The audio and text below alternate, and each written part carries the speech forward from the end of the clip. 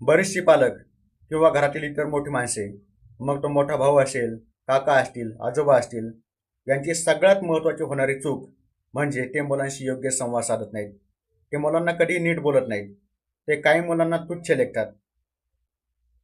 एखादी गोष्ट, एखादा प्रश्न जर मुलाने कुतूहलाने विचारला, तर ते नीट सांगणार नाहीत.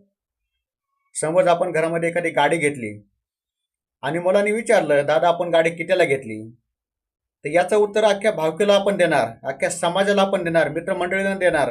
परंतु मुलाने विचारलं की तिथं आपलं डोकं सरकतं, बिघडतं तिथं. गबस, तुला काय करायची? तुला काय कळतं याच्यातलं? अभ्यास कर. छोटासा प्रश्न आहे, गाडी कितीला घेतली सांगून मोकळे झाले असते, पण तू सांगण्याची इच्छा नाही, कारण की इथं तुमचा अहंकार आडवा येतो.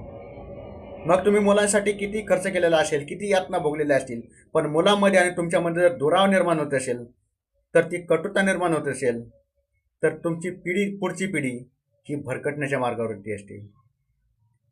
पालक म्हणून, वडील म्हणून तुमचं कर्तव्य आहे की मुलांच्या प्रश्नाचं समाधान करणं. तरच तुमची पुढची पिढी योग्य मार्गावरती जाईल, घडेल.